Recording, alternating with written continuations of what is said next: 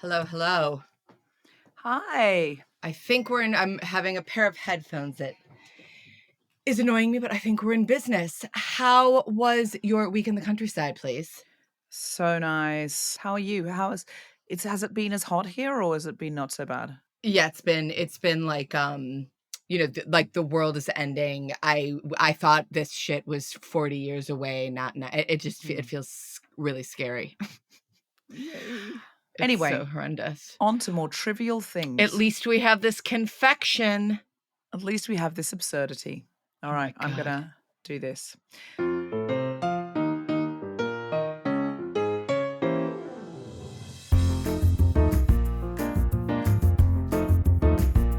The Spontaneity Shop presents The Guilty Feminist Watchers, just like that, the Sex and the City Rehill. With me, Deborah Frances-White, and my very special guest, Sara Barron. Season 3, Episode 6, Silent Mode. Hello, Sara Barron. Hello, Debs. Thanks for having me. Oh, it's a delight. It's a delight. Always a delight to have you, Sara. You Always a are delight to be like here. a world television expert.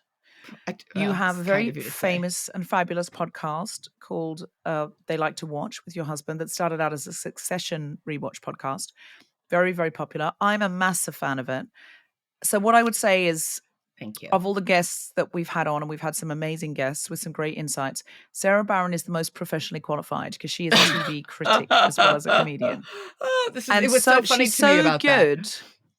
She's so good as a TV critic that her Succession podcast became watched by people who were making Succession, and Jesse Armstrong guested on it and in fact chose Sara and her husband to host the very final screening of Succession, which was on like at 2:00 in the morning because it had to coincide with the American premiere. And I went to the BFI on the London South Bank to watch it, and we were all so excited.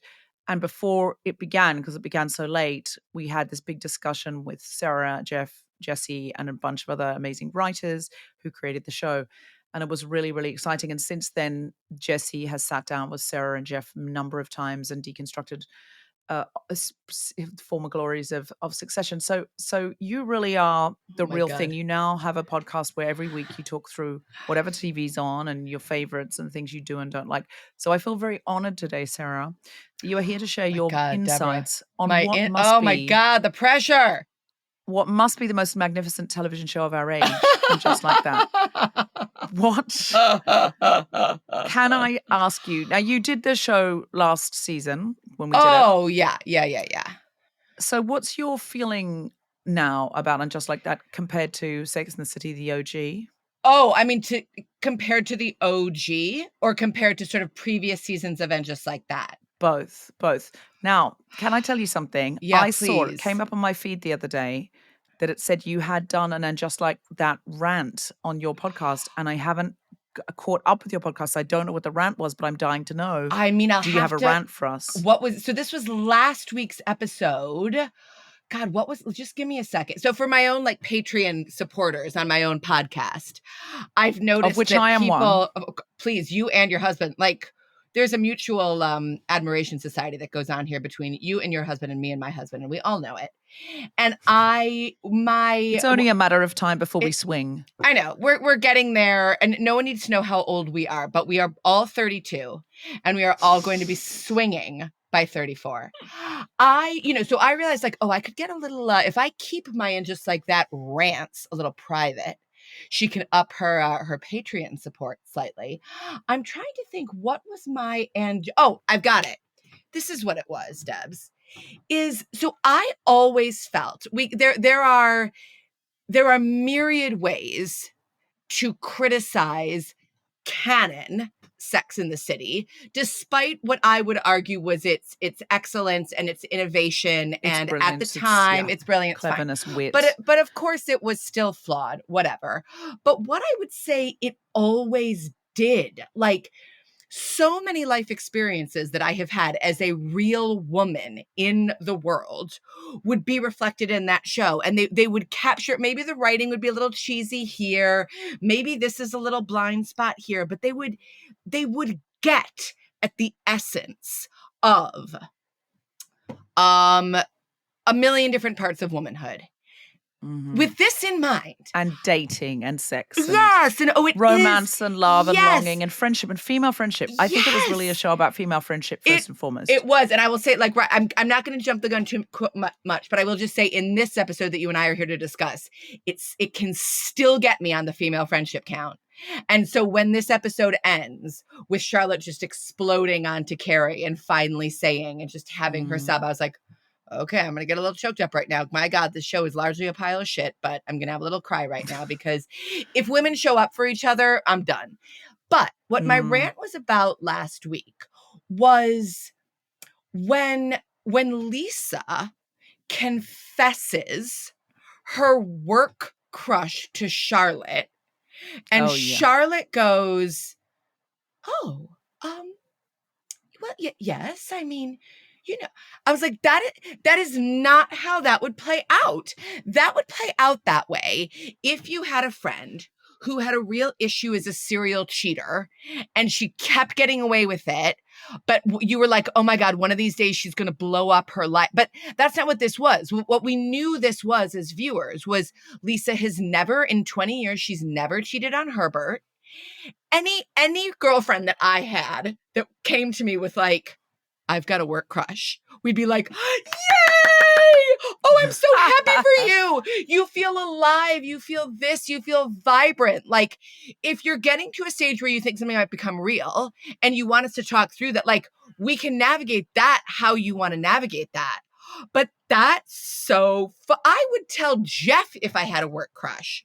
My husband, he would tell me if he had a work crush. Like we've done that before. It did not, there was no even whisper of truth to it.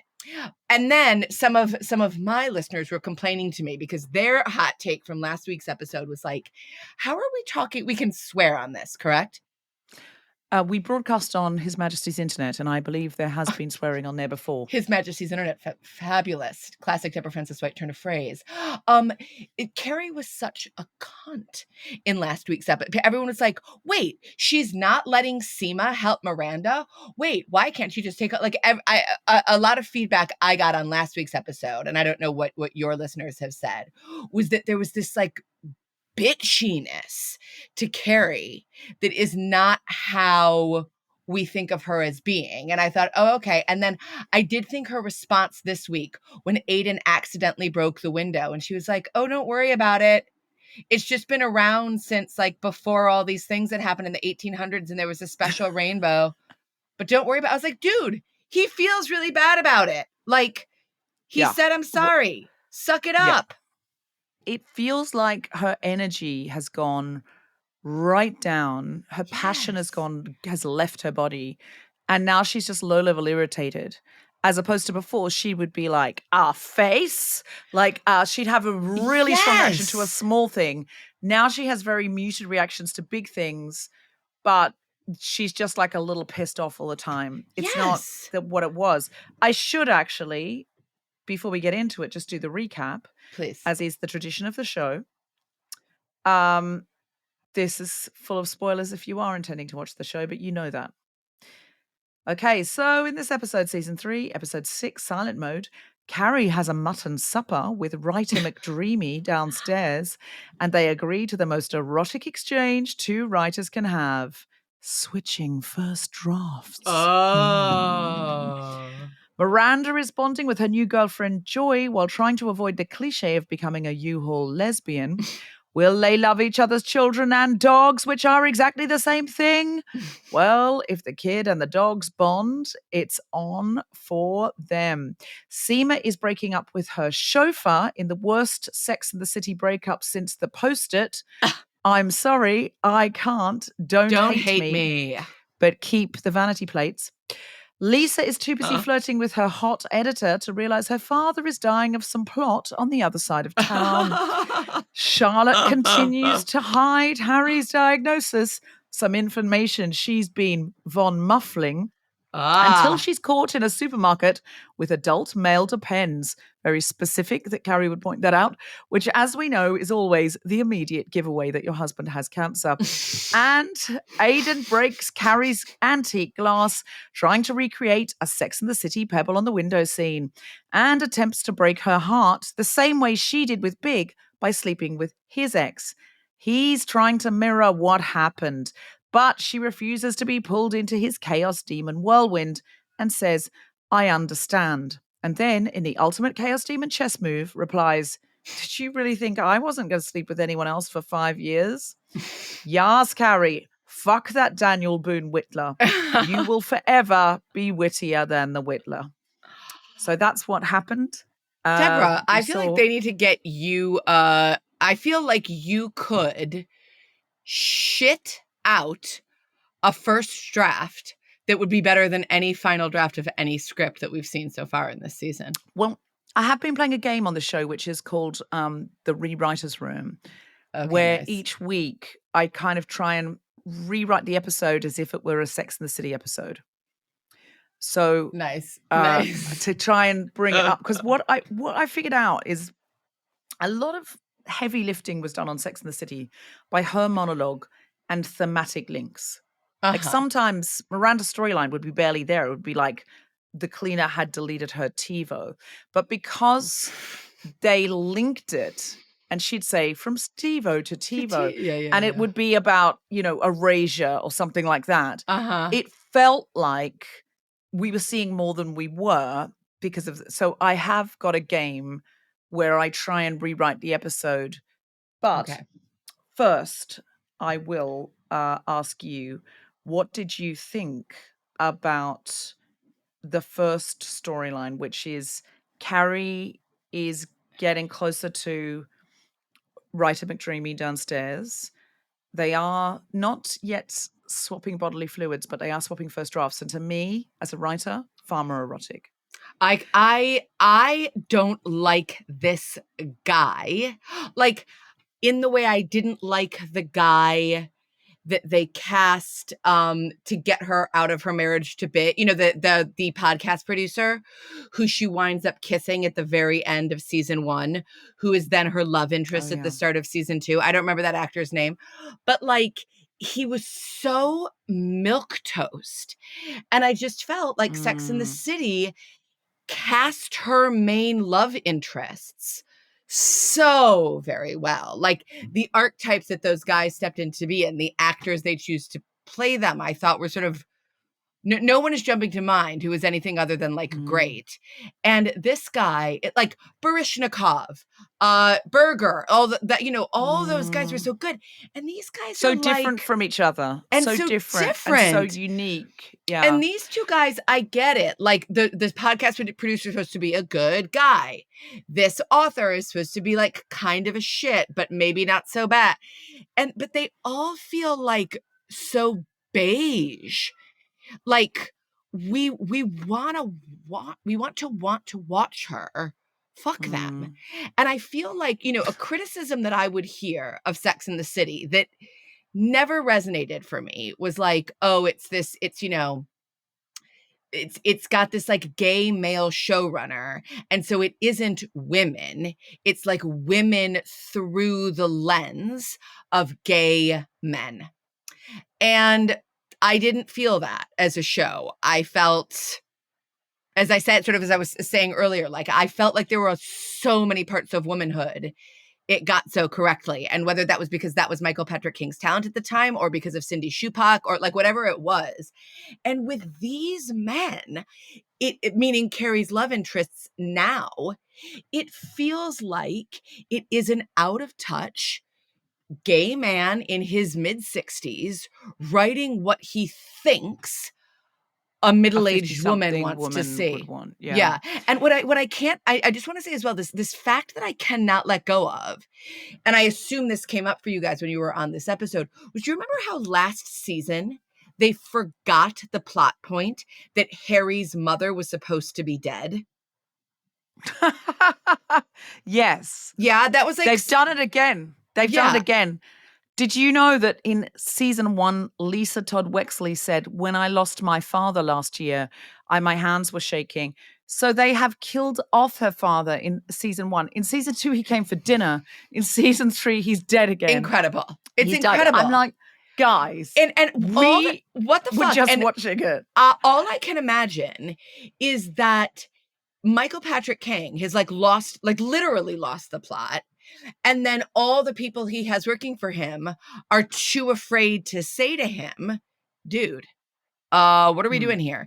And I think like that, I use that to be like, no, I'm not just being difficult.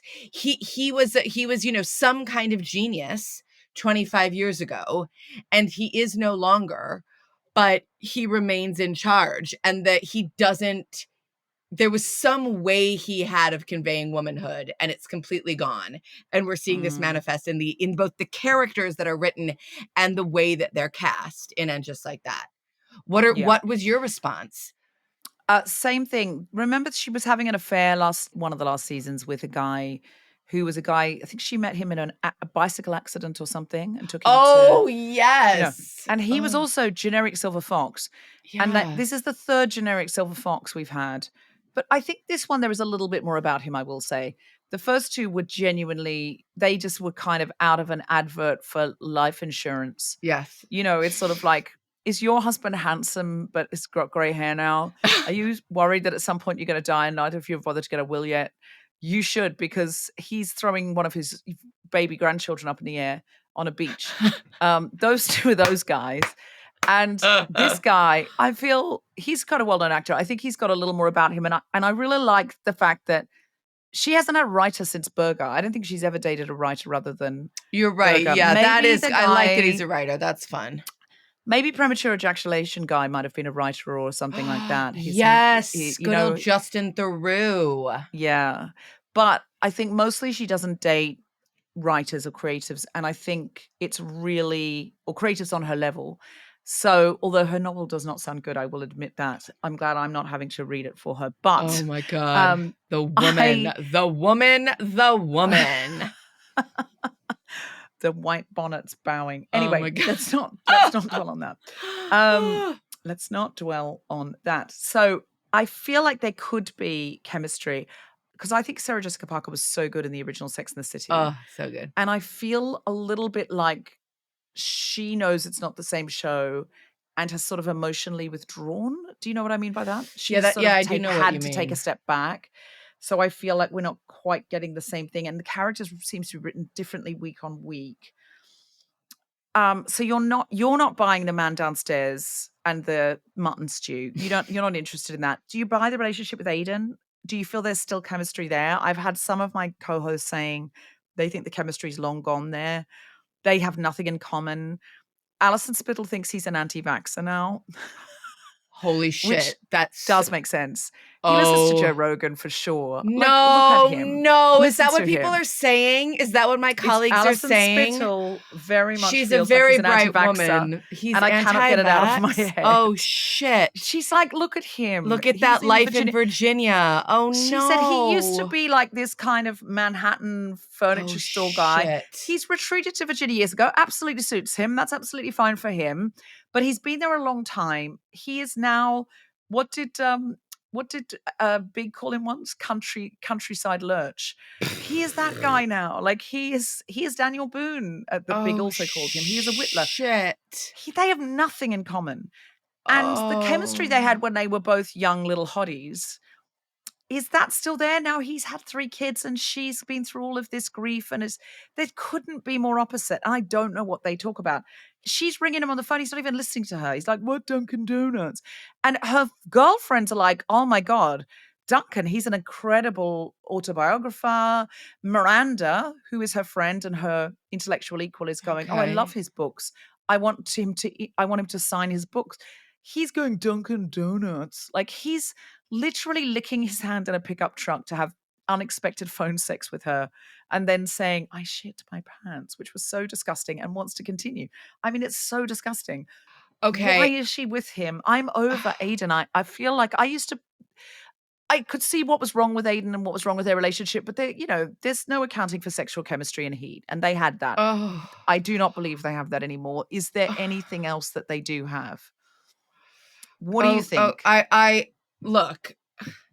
Now that you've said the thing about the anti-vax, like as you said, I can't unhear that, and now I'm not gonna be able to. I don't know it. that for sure. It's but only here's Alison's how theory. mine is actually, in a way, my theory is darker, which is like, no, you guys, they do. It's just that like there isn't.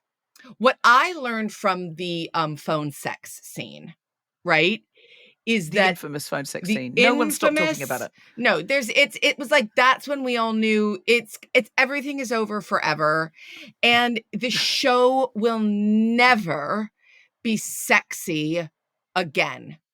Oh God. And I thought, one of the things that really disappointed me about this season was Sherry O'Terry, who was an SNL actor who came in to play Seema's matchmaker for one season. That was incredible. Oh, yeah. And then Kristen Schaal was incredible as the the university the college whisperer. And I was like, holy whisperer. shit, wait a second.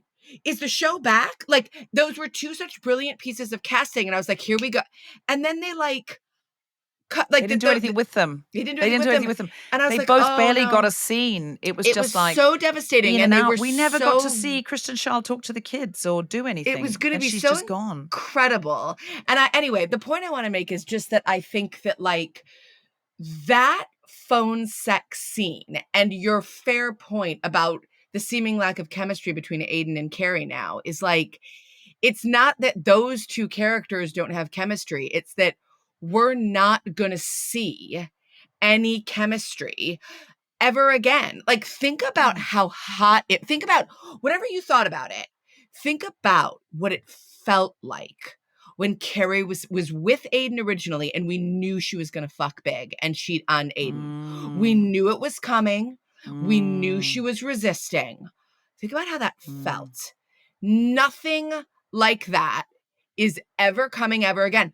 I would be there. I would be there for the Marion Lisa work romance. Oh my God, her husband has stood up with. I would respect this show if the point of it was Herbert stood with her at her dad's funeral. That is what marriage is. That is devotion. That is fidelity. That is sacrifice. That is love. But you know what's real? She's got such a hard on for this Marion. How is she going to be able to betray Herbert after everything they've been through together? And she is. That would be interesting. Well, I tell you what, Sara Barron, I already know, because I listened to the Writers' Room podcast. So I listened to Michael Patrick King and the other writers talking about it. It's never going to happen. It was pitched as a smooch, not to go to bed, but that she was going to have a little slip up and have a little snog with him and have to tell Herbert, or Herbert would walk in on it, or whatever. She would live with the guilt, she would tell the girls. They discounted it because they like Lisa and Herbert's relationship so much. They said that they can't mess it up.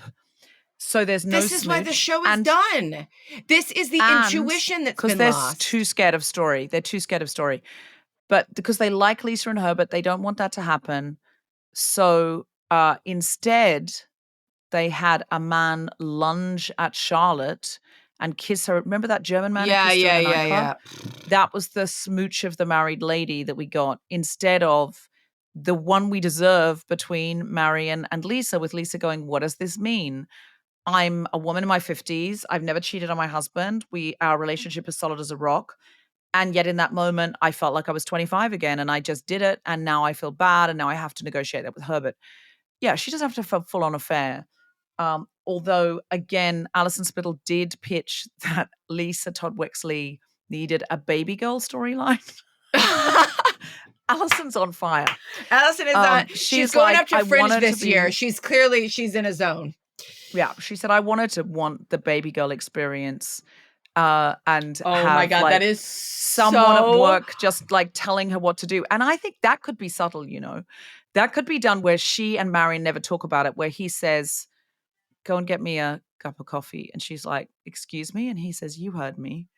And then she does it. And then she's like, oh my God, what is this? And then he's like, I didn't tell you to cut that there. Have you been working on the edit without me? So she's just like, oh my God, I think I'm having a kinky thing. But they never touch, they never kiss, they never talk about it. And they say to her, you have to stop this because it's going to go full baby girl. And so then they could even reference the show. And they could even reference the Nicole Kidman film. They're like, you're Nicole Kidman in Baby Girl. You're going to end up barking like a dog. And Oh my God, I love she's it like, I can't do it. I can't do it. much. And so she has to go in and say, I'm the boss, and put him in his place. And he is clearly getting off on that. And he's like, yes, ma'am. And they just never discuss it except in those terms. That would be good. That would even be so say, good. did you see Baby Girl? Yeah. Did you enjoy it a little bit? You know, and they could just have it be all psychological gameplay. And she doesn't tell Herbert. They say, you have to tell Herbert. She goes home. She can't bring herself to do it. So she just fully dominates him in the bedroom. And he loves it. And it really spices up their sex life. That is a plot line. So she doesn't tell him, but he knows something's new. And he's like, what's going on with you? And she's like, nothing. I'm just in a good mood. And so you have something along those lines where, you know, she's like, shut up, you know, like, you don't answer me back. And they just have this full Baby girl experience. unspoken. Oh my God, you know how they do those things now, like the Monopoly experience, the Friends experience. They need to do the baby girl experience. The Friends experience, the baby girl experience, where you go in and they say, do you know, I heard a story the other day. Go on. Of somebody who wanted to take his wife on a fun romantic adventure. And you know Secret Cinema? If any of the listeners don't know it, and we have global listeners, so they might not know it, but they say it's the Dirty Dancing Secret Cinema. So you don't even know where it's going to happen, and then you buy it, and then you turn up where they tell you to turn up, usually in a park or a field somewhere. And it's all set up like Kellerman's. So you get to go to Kellerman's and have the Dirty Dancing experience, wandering around, and there's dance teachers and people doing sexy dancing. And then you all sit and watch it on the grass on this huge screen. But when it comes to certain parts of it, you'll see two dancers dressed like Johnny and Baby come in front of the screen. So they're dancing in sync with the screen. Beautiful. So you're, you know, if it's Back to the Future, they do the whole thing with the lead from the tower and the car zooms off or whatever. So it's really fun because it's like getting to be in the movie and watch the movie. And so one of them was said, this is a secret cinema. You don't even know what it's going to be, but it's an overnight stay. And so he's like, they're always like, you know, Back to the Future or something fun and 50s and romantic period. So he's like, I'm going to take my wife. It was so exciting. We don't even know what it is. When they got there, it was Shawshank Redemption. And they got locked in a prison cell overnight. It was really horrible. And there was prison guards shouting at them. And I said a lot of people couldn't deal with it and left. Is that a lie? That feels like urban legend. Like, and then the story went round through all these women who were dumb enough to believe it. Are you sure that's real? Yeah, that is the Shawshank experience, I guess. Oh my God. That is what my friend told me. It was absolutely real. It was really terrible. He assumed it would be like When Harry Met Sally or I don't know, It's a Wonderful Life or something. No. I was like, imagine like the Full Metal Jacket experience. Oh my God. Get on the floor and give me 20. It's the best anecdote I've heard in quite some time. Absolutely amazing. So, we would like, if the writers are listening, we would like the baby girl experience. Yes, please. Lisa. Yes, please. And that's something, it's contemporary. It's a little bit different. Yeah. You could have it without having it. She wouldn't have to cross the line, but she's like, is this guy bossing me around because I really like it? Oh my God. He's like, have it without having it. That's everything. You just have your cake. You have your cake. Oh my God, here's more delicious cake because I'm eating it too. I think that would be really hot. And she doesn't know if it's that or not. Is he just grumpy? Or, you know, why am I doing what he says? I'm the boss. It would be so cool. Anyway, we haven't got that. Seema seems to have saved literally no money from all these years of being this high flyer. But I did find the breakup between her and the silent chauffeur really, really funny. Good. Me as well. And I'm not just sort of saying that to be sycophantic in some way. I was like, that was one of my notes in my phone as I was watching, was like, there we go. There's a little, you know, old flash. There's the old flash. And I will say, I don't think the show is forever done being funny. I thought some of the storyline towards the beginning with Miranda and the nun played by Rosie O'Donnell was pretty good. You know, it still gives us a bit of comedy here and there, and I thought that scene was excellent. It's that the sexiness, I think, is gone forever. Yeah. Okay, what But yeah, that about was Joy great. and Miranda? Because I think they've got some chemistry. Are you not enjoying that? They're not getting much to do. It's a little. I love Dolly Wells. I actually think she's giving like some Emmy award-winning performance. Like her acting is so subtle and so unseeable, and I think she is a mad genius. So I think that, but I don't. It doesn't feel sexy. It doesn't feel like Che. A big picture, I think, sort of good that character is gone. But when that first started, that was the last time that any real desire in the show felt real to me. Really? That sort of fingering in the kitchen? I did not find that sexy at all. The fingering in Carrie's kitchen while Carrie had to piss herself. That's what I'm into. That's what I'm into. No. Can I defend this, Deb? I want to defend this to you for like a second, okay? What felt real to me was Miranda's like overwhelm. Like there was a powerlessness that I thought was believable.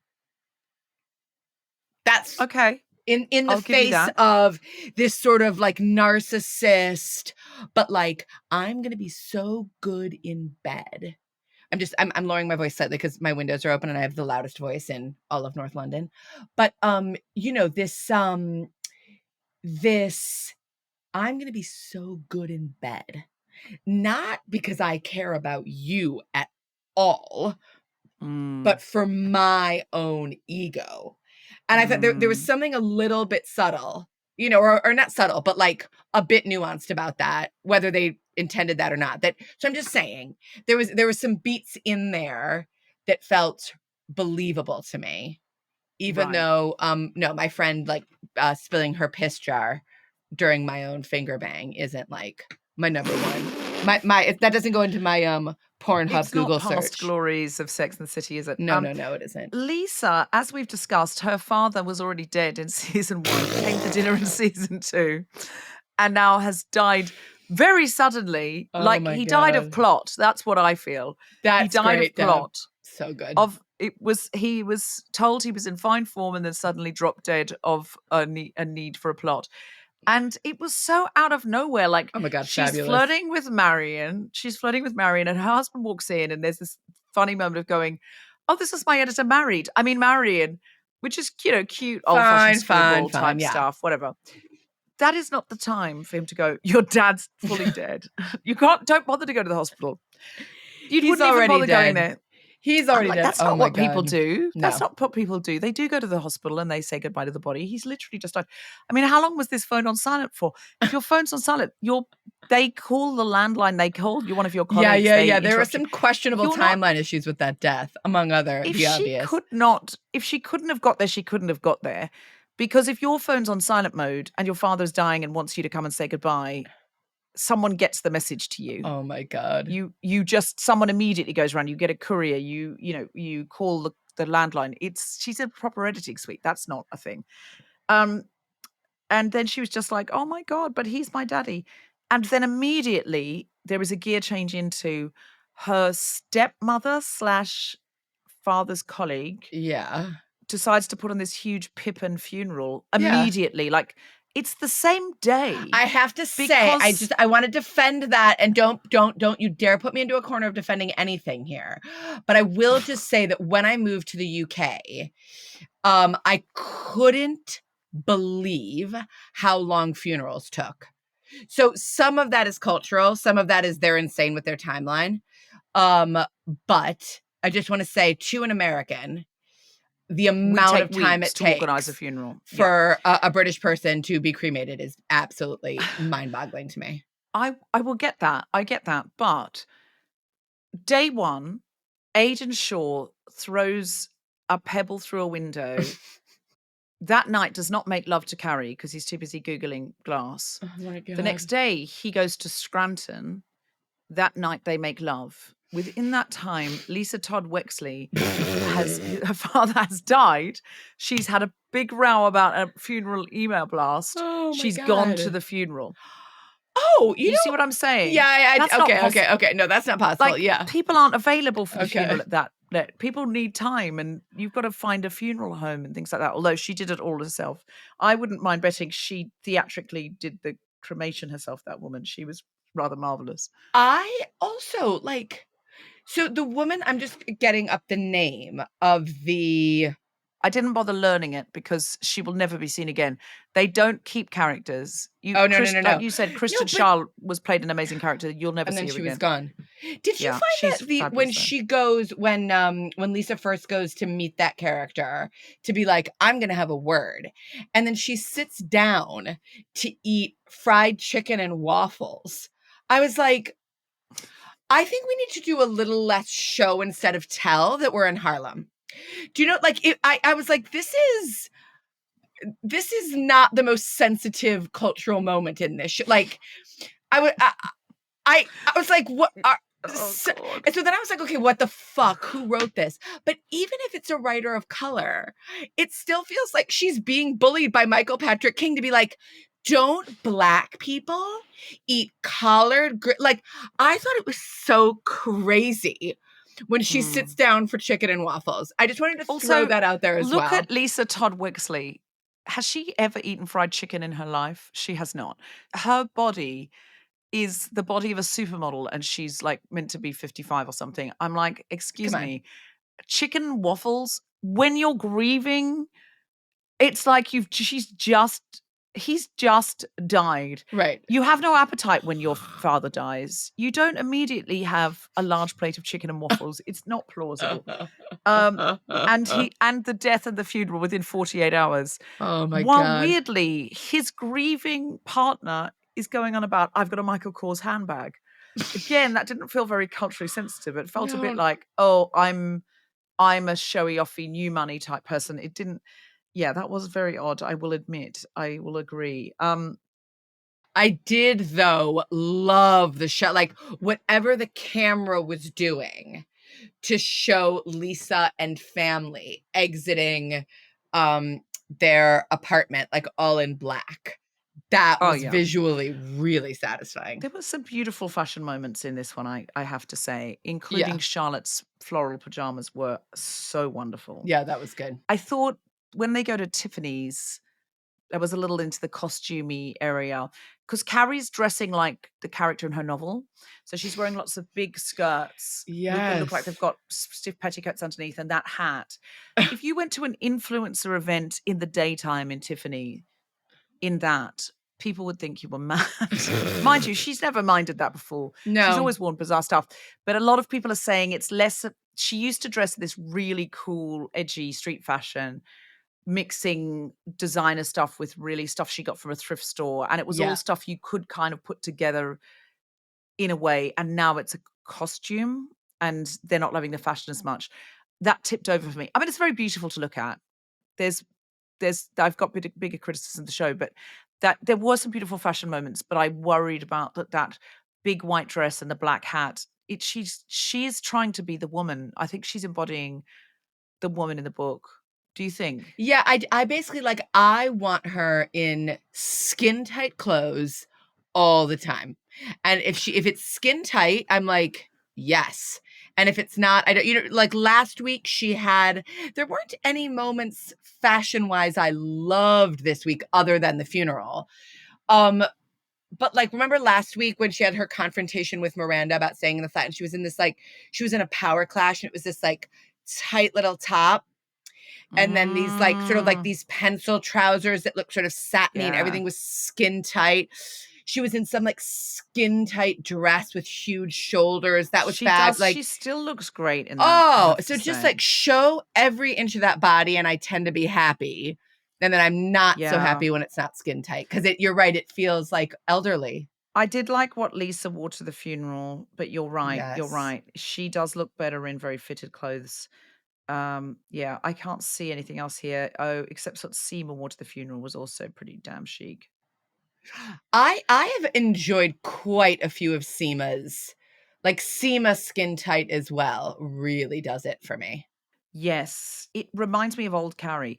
And I feel like they dressed her differently because they think, oh, she's in her 50s now. But there was one scene where Aiden came to see her last season and she had some kind of basically naked, what like old time Sex the City, sort of little naked skin tight nightie or something Oh, on. She looks the same as she did in her 30s. yeah, She yeah, can still yeah. carry that stuff off. Oh, God Um, bless. absolutely. Hello, Guilty Feminists. We have shows at Soho Theatre on the 18th and 19th of July at 9:15 p.m. We are back live. Both nights we're showcasing some brilliant artists who will be at the Edinburgh Festival, with your faves doing 5 to 10 minutes of their fringe shows, including Grace Petrie, Jess Robinson, Sakisa, and more. If you are not going to be able to get up to Edinburgh this year, this is a brilliant way of having mini microwave Edinburgh in London. If you are able to get up to Edinburgh, this is a brilliant way of window shopping to see which shows you might like to see in full. If you can't get to either show, you will be able to hear all of this on The Guilty Feminist, of course. For tickets, go to guiltyfeminist.com and click on live shows.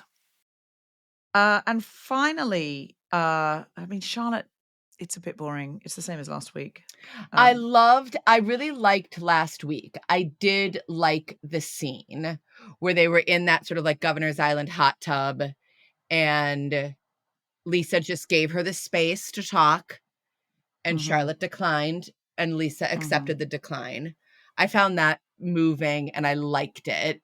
But now we're like, we get it. He's got cancer and you can't tell anyone. Move on. It's the same. It was the It's same as too last week to me, same. the whole thing.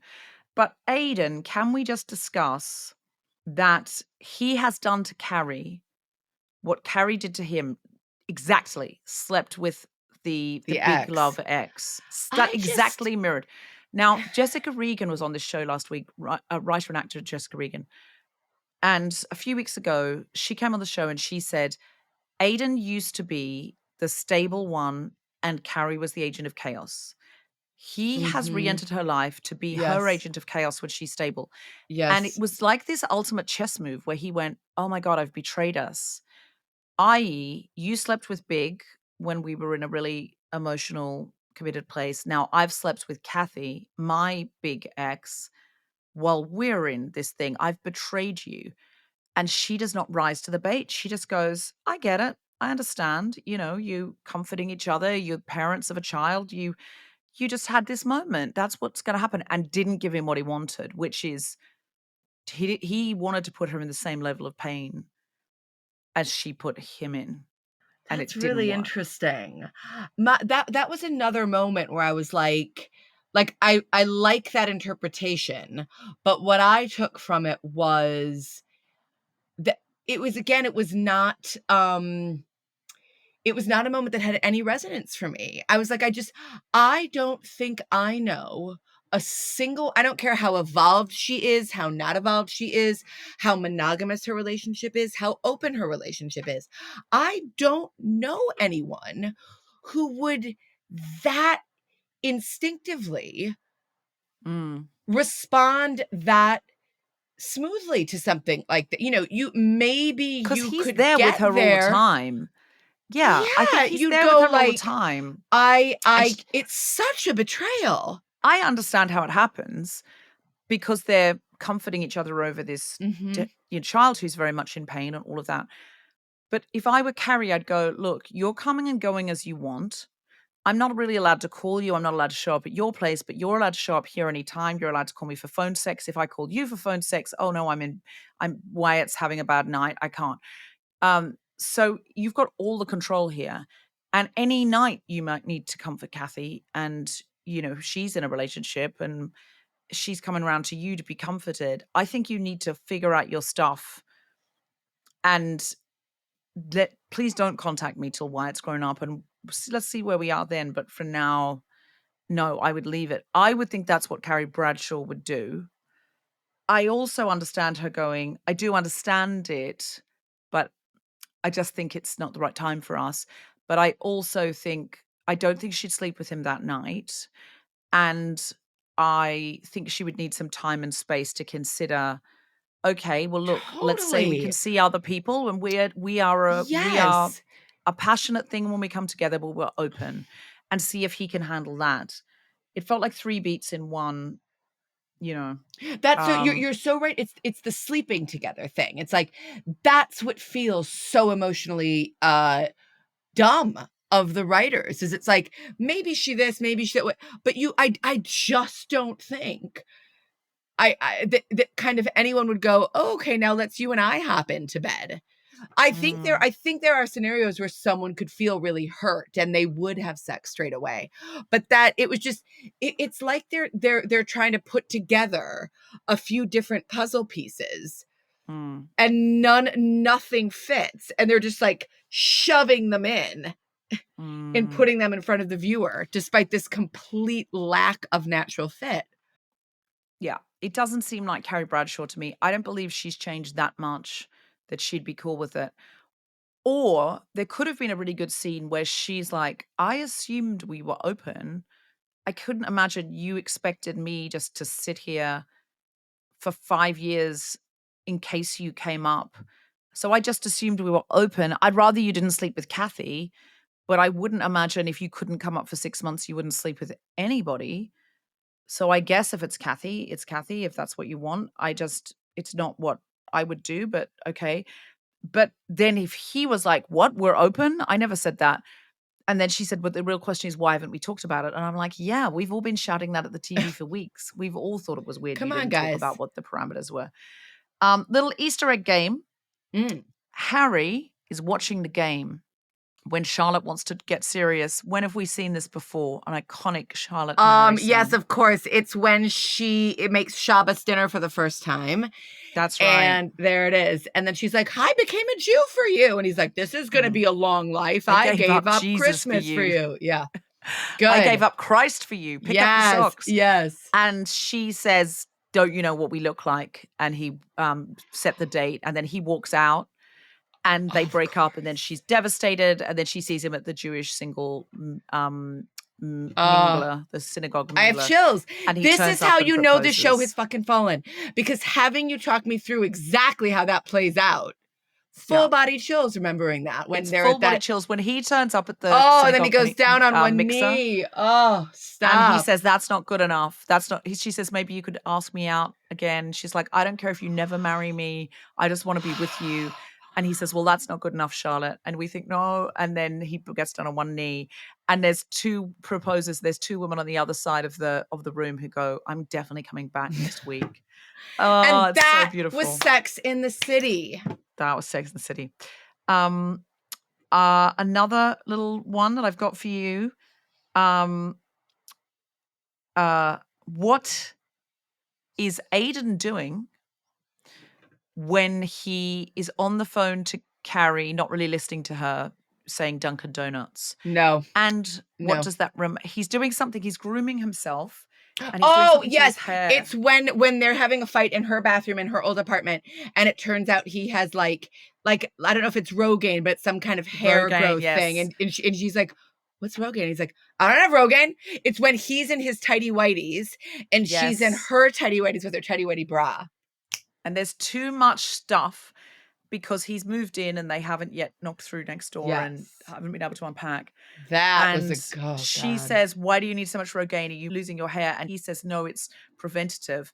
So I listened to the That's podcast, as I told funny. you, the Rise Room podcast, and apparently it was John Corbett, who plays Aiden, who remembered that and said, "I think if he's grooming while he's talking on the phone, he should be doing Rogaine because he's still doing the Rogaine all Very these years good. later." Very So it good. was John Corbett that created that Easter egg for us. Thank you, John Corbett. I'm sorry I said you had no chemistry with Sarah Jessica Parker anymore, but you know it's true as much as I do. At this point, it's just a job. We know that. Um, Miranda is sitting with Jill having something to eat when Brady comes along, and Brady says, "Mom, why are you sitting outside?" And then he says, "You don't, do you remember this? You don't Did he, like eating outside." yeah, And she yeah, said, "Well, I've yeah. got good reason. I'm with the dogs," basically. This is a bit strange because there's been so many al fresco eating scenes Yes. over the years, but one very famous one, I think, a very iconic scene when it was a big shift for Miranda. She's sitting outside with somebody and they are a romantic partner and they have an epiphany together and they make a big decision. Oh, yes. She's out. She's it's called Pete's Tavern. It's on like 16th and Irving Place in New York. And Wow, they're this is more sat information there. than I thought I'd get. Uh-huh. Yes. And Who they is it? decide to She's get with she's with Steve. Yes. And they decide he goes like, and she says, Steve, will you marry me? Yeah. Yes. They see an old couple arguing and she says, one Mhm. day that'll be us. And he says, what are you talking about? That is us. And she says, do you want to marry me? And they're Man. drinking pitchers of beer. Well done for knowing the name of the place and the address. I never would have known that. And it's iconic because they're sitting outside and they have this revelation because they're people watching. And so I don't know why Brady says you don't like sitting outside. We've seen her sitting outside al fresco with the girls a zillion times, including in a park. Man. When Sarah Jessica Parker was dressed up in a Heidi outfit, weirdly. But it really reminded me, because Steve also has a dog. Yes. It really reminds me of them sitting outside together. And I feel like Joy is the new Steve. I feel like she's been I think he's the new, like the Steve she should have been with, because she never really fit with Steve, although everyone adored Steve. She never really appreciated him. And I think Joy is the Steve she's going to appreciate. That's what I think. Okay, I'll take it. So that's 3 little Easter eggs this week. Please feel free to send in more, including contradictions about people's parents being dead and stuff. So this is my attempt now at the rewriters' room. Okay, I'm in. Where I try and do the monologue pieces. I string them together. But do you remember she'd say, I couldn't help wondering, and then she would link together these other scenes thematically. Great. So I've had a go at the opening, and then these are the links. Okay. Now, usually I choose my own theme, something that I can see in it that the writers haven't pulled out. But this week, Silent Mode, they seem to have done that work themselves with Silent Mode. So I'm going to use their theme, and I'm going to try and link it together. All right. So this is my attempt. Aidan had put himself on silent mode on and off with me for a long time. And I had put my heels on silent mode so as not to disturb my new neighbor Duncan. So I couldn't help wondering, are we sometimes the most silent with those we want to speak to the most? Does that work? Are we sometimes the most silent with those we want to speak to the most? Meanwhile, Lisa put her phone on silent mode and missed the most important call of her life. Now she and her father would be doomed to be silent forever. Oh, silent God. as the grave. As silent as the grave.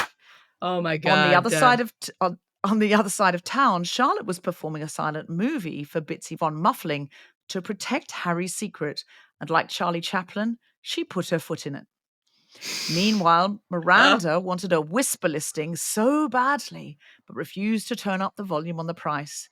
And Seema's chauffeur said a wordless goodbye as she walked away from her former glory, singing Don't Cry Out Loud. When Aidan finally took himself off silent, his words were so loud, they echoed in the Grand Canyon that was my empty apartment. Deborah! I really just want them to pay me to do the links. They should. I feel like if we had those links, that would elevate. It would just give it a little zhuzh. Because the whisper listing is about silence, and I feel like a good bra, some good support. I feel like they have been listening to my podcast and they've started to do it themselves now. That's what I think. I mean, obviously not, because they will have been wrapped before now, but I feel like this week there was a theme and there was thematic resonance. But it wasn't enough to save it. Come on. They just need to underline it a bit more for us to feel like we're watching anything of import. That's my go. Any changes you would have made if you were in the writer's room? What would you have pitched? For me, the big pitch this season is get back Kristen Schaal and Sherry O'Terry. Yeah. So lose this dead dad storyline. We didn't need it. We've got a new character that we 100% don't need. And lose Aidan. Like, Aidan should have... Okay, here's my pitch. Aidan dies. Okay, Aidan dies. And I know but we that's can't have two another death. yeah, but we're going to do it. She can't lose Big and Aiden to death. Yeah, and Can't there's he some just, yeah. can't he Listen, just be dead to her? fine. He dies to her, okay? And then instead of Aiden and instead of that woman who hosted the funeral, we have Sherry O'Terry and Kristen Shaw back, and that's the new like group. Seema, Lisa, Kristen Shaw, Sherry O'Terry, Miranda, Carrie, Charlotte. 7. That feels like a lot of people, but I do understand your desire to have those amazing character actors back. I would just like them to have continuing stories this season. Like if Seema committed to the idea of the matchmaker and Oh, she yes, was that would have been so Seema's good. subplot, I think that would have been great. Um, I think absolutely if Lisa and Charlotte were having weekly showdowns or successes with Kristen Shaw, that can be their subplot. Like they don't let anything breathe.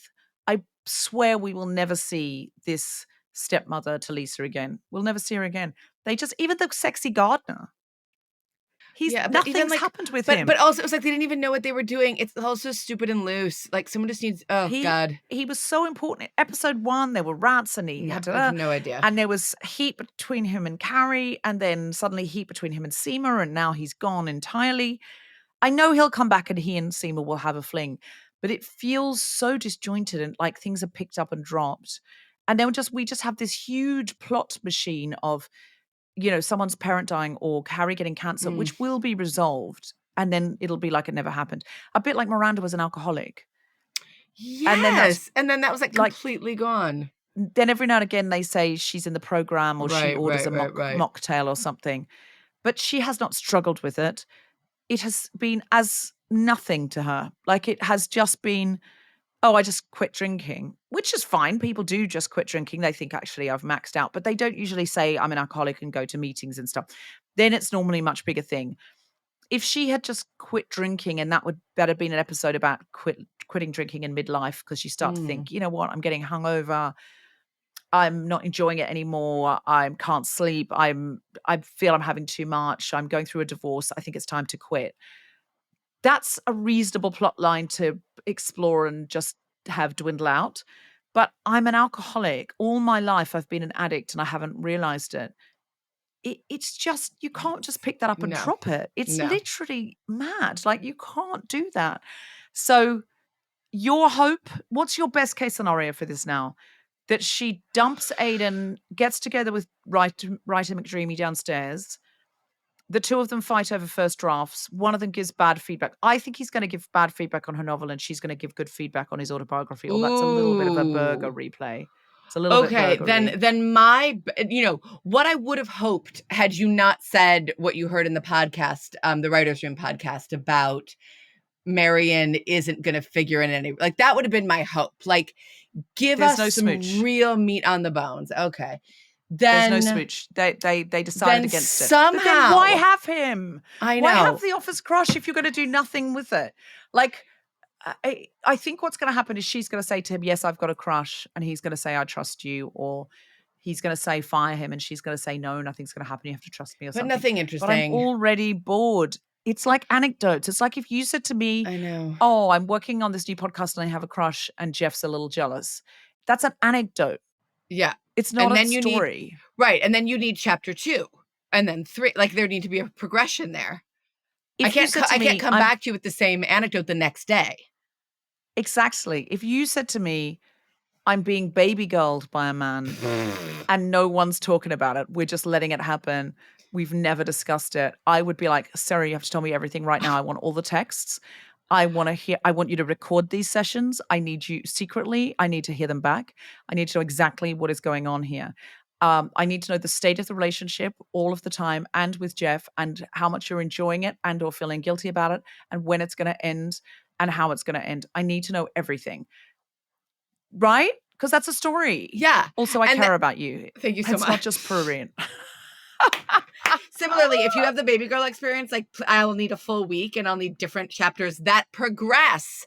To answer your question, it will be a series of emails. Yeah. Thank you. The best I can hope for is that even though they've sort of shat the bed, at every turn with the romance and the sex and the plot progression. Somehow, across these next 4 episodes, they nail something substantial between Carrie and the writer.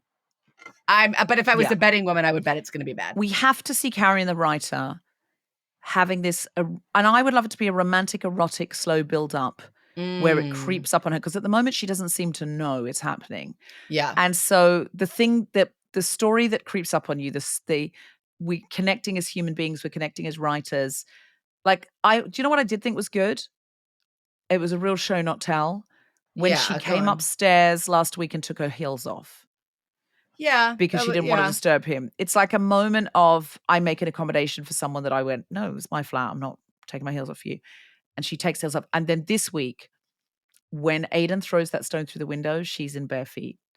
And I saw the bare feet and went, oh, she's putting flowers out. And she's like, she's in bare feet for him, for another man downstairs. And it's just that she's doing something to accommodate this man. So she does know, she knows herself well. She's a sex writer. She does know that she's not admitting it yet.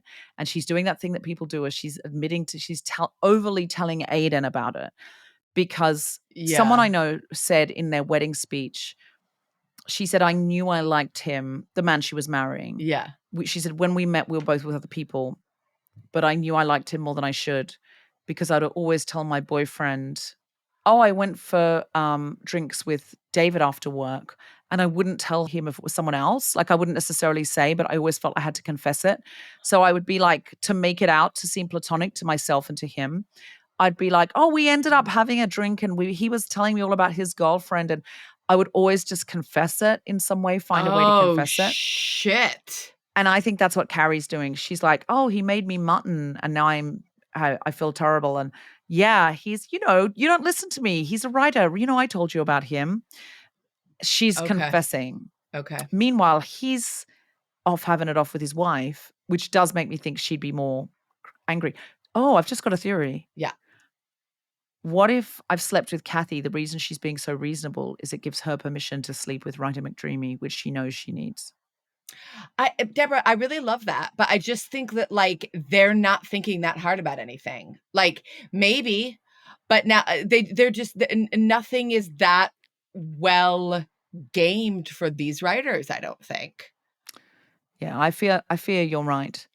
When you listen to the podcast, they're all having a wonderful time. They're all laughing at all their pitches and stuff.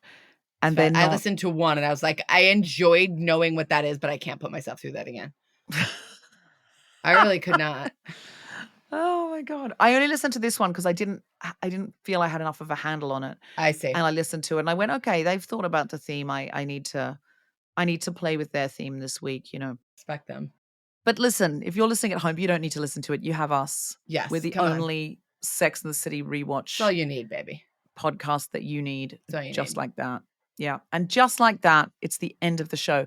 So Sara Barron, do you have anything to plug?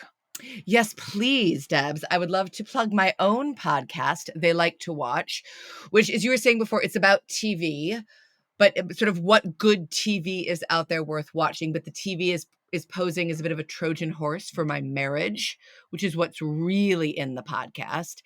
And I would like everyone to listen. And if you care to join my Patreon, then you get me just raging for a solid 5 minutes every week until this season is over. So give us a listen if you're so inclined. Give Sara Barron a listen. Join her Patreon. She's very funny and also very insightful about television. And as she says, she'll put her whole marriage on the line for you. I will. It doesn't matter to her if she ends up divorcing. Don't she care. is so committed to that podcast. Just want to give the content, baby. Honestly, if Sara thought it would please you, she would have the baby girl experience. I'd have the baby girl experience for my podcast. Okay? That's how devoted I am as a podcaster. For her Patreon listeners, she knows her husband isn't going to listen to her Patreon. So she'll tell us all about the baby girl experience she's having, knowing he'll never listen to her Patreon. And she will just tell us each week what do you want me to do the baby girl experience? I'll baby girl you and you can tell the listeners about it every week. Oh my God. We would make so much money. Deborah, we have to do it. Okay. I feel we actually would make a lot of money doing that. Oh yeah. Do you think Jeff would mind, or would he be happy with the money? No, he respects you. Like, as long as he respects someone, I think he'd be like into it. And then And then we'd be making money and he'd be so fine. Don't even worry about his I'll needs. run it by Tom. Yeah. He'll probably be fine. See what Mr. He's editing this Selinsky says, and we'll go from there. Well, he's editing this episode, so I won't tell him. I'll just let him hear this in the Beautiful. edit. And then no doubt he'll send me a text saying, just Tom, when you edit this, just send me a thumbs up or thumbs down text. Okay. Or like a baby girl gif if it's a go. Yes. And a Babe the Pig in the City gif if it's a no. Yes. We've got the language. We've got the lingo. We speak entirely in gifs. Sara Barron, it's been absolutely wonderful. And are you doing any stand-up shows? You going to the Fringe this year or doing any other stand-up shows? I'm not going to the Fringe, but I do stand-up sort of most nights, but I dot around. So if someone wants to follow me, please do so. It's Sara, spelled Sara, Barron with 2 R's, 1 million. I know it's ridiculous, on Instagram and TikTok. Give Sara a follow and make sure you give And Just Like That a listen. The best way to do it is that helps the podcast, and it helps this podcast as well, is if you hit follow or subscribe. That really helps us build our listenership, even if you don't listen to it every week.